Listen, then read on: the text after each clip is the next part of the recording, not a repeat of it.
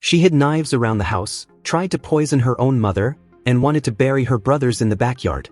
But is Natalia really a threat? Get ready. Because this true story will shake up everything you believe about innocence, manipulation, and abandonment. The episode begins with Natalia giving a statement to Detective Brandon. She is quite agitated. She explains what it was like when she was kicked out of the house. The detective asks if she was happy with the Barnetts, and Natalia says yes. He asks why she was kicked out, and Natalia replies that she hid knives everywhere. She also confessed that she went crazy and lost control, that she was not trustworthy. She admitted to pushing Christine into the electric fence, putting poison in her coffee, and that she wanted to bury her brothers in the backyard. While she seemed calm, she seemed a little confused at times. Brandon leaves the room and argues with an unidentified woman. The scene cuts to Christine and Michael leaving Natalia alone in the apartment and leaving. Natalia cries as she runs after the car. Inside the house, she finds herself alone and has a tantrum. She falls asleep and wakes up hours later. She opens the refrigerator, but there is no ready-made food. She tries to reach the kitchen cupboard, but only finds cereal and canned food. She can't open the can. She gets another food and goes to watch TV. She also can't turn on the shower because it is stuck. Days go by and she eats and cleans herself as best she can. She continues trying to open the cans after days of trying, but ends up cutting herself in one of the attempts. She goes out asking for help and ends up going into a neighboring house. There she finds donuts on the table and devours them without even thinking.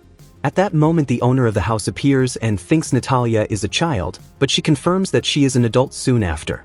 She asks to borrow the woman's phone so she can call Christine, but the phone goes to voicemail. Soon after, the woman helps her with the cut on her hand. In the next scene, Natalia is back home watching TV when Christine appears on the screen talking about her book. And Natalia decides to go to the library the next day. There, Natalia looks for Christine's book that had just been released.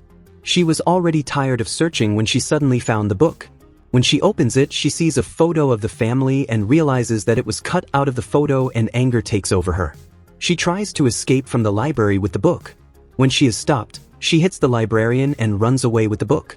At home, Natalia is scribbling in the book with great anger when suddenly the power goes out. It had been cut off. Days pass, and while she is still sleeping, someone knocks on the door. It was Michael. When she sees it is him, Natalia runs to hug him, but Michael cuts her off, saying that she should stay quiet at home when in fact she got into trouble at the library, which in turn made the librarian call the Child Protection Service. Michael came to bring more food and shopping for Natalia. She asks about Christine, and Michael responds by saying that she is busy with the book launch and that she would not be happy with her. After all, the state of Natalia and her apartment is deplorable. Michael finds the book on the table, and when he opens it, he sees that Natalia has crossed out the faces in the photos. Michael receives a call. He answers and gives some information. It was the power company. The next second, the power is restored. Michael leaves immediately without saying anything and then comes back in filming. He questions the cleanliness of the place, points out that there is plenty of food, and makes Natalia say that she has everything she needs to survive. After that, he tries to leave, and Natalia begs him to wait and asks why Christine abandoned her since she said that all children are special. Michael retorts by saying that she is not a child. Natalia responds by saying that she knows that they told her that she is not a child, but she does not remember the supposed 14 years before. Michael does not pay much attention to Natalia and leaves her alone after being quite harsh with the girl. Natalia is now trying to be better and obey the rules so that she can be forgiven by her parents. She cleans her entire apartment, takes out the trash, but still can't take a shower. Even so, she tries to get as much ready as possible. She goes to her neighbor's house, who had just returned from work and is receiving a visit from her grandson. Natalia went to borrow her cell phone to call Christine. This time the call doesn't go through, as if the phone number had been disconnected. After that, the neighbor goes to bed. Natalia talks to the boy and explains that she is trying to get herself together. The boy suggests that they go to Christine and Michael's house since they aren't answering the phone.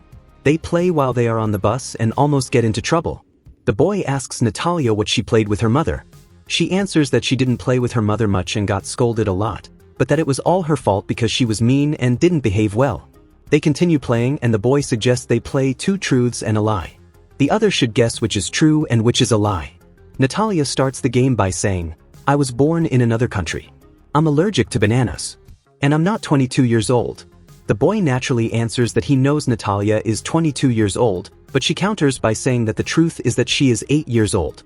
At that moment their bus arrives at their destination, but in fact they had gotten lost and ended up on the other side of the city. Night falls and they continue waiting for the bus. They finally manage to catch the bus. After a long time, Natalia recognizes the place and sees the Barnett's house. They get off the bus. When they get there, the house is for sale and they no longer live there. Valika leaves the house and Natalia goes towards her. Valika says she knows the whole story and distracts Natalia. The boy, irritated by everything, says that Natalia tricked him by convincing him to go there, promising him food and sweets, and that she said she was a child. Natalia retorts by saying that he offered to go there and that it was actually his idea, but Val doesn't believe her and offers the boy a ride home. When he gets home, the boy's grandmother runs to hug him, desperate and worried. She takes out her anger on Natalia and blames her for the stress she caused the boy. At the same time, in her thoughts, Natalia says that she never wanted to hurt anyone and that she wanted to be a different person. Everyone looks at her and judges her as the girl gets out of the car. She continues to pray in her thoughts, asking God to help her change and that she will do anything to get her family back. The next day, Natalia is woken up by Christine. She thought her mother had come to get her to go home, but in fact Natalia had been kicked out of the house by the neighbors. Christine takes her to another house while showing her what the neighborhood has to offer. Natalia would now be completely on her own. Christine is extremely harsh with Natalia. Inside the house, Christine assures Natalia that if this happened again she would tell everyone the truth about the poison, the knives, and everything else. Natalia listens to everything without any reaction, like a repentant child. She assures Christine that she will tell her mother whatever she wants. She will tell her that she has gone crazy and that she cannot be trusted. Christine makes her promise to tell her about the attempted poisoning and about her desire to bury her brothers in the backyard. Natalia seems a little confused at this moment, but promises to say whatever she wants in exchange for any minimal chance of forgiveness. Christine grabs her bag to leave and for no apparent reason she sprays pepper spray in Natalia's eyes and leaves. In the next scene, Natalia is at school, which was one of Christine's conditions, that she graduate and be independent. With her eyes still irritated by the pepper spray, Natalia doesn't know what to write. Natalia didn't want to be a monster. She just wanted to belong.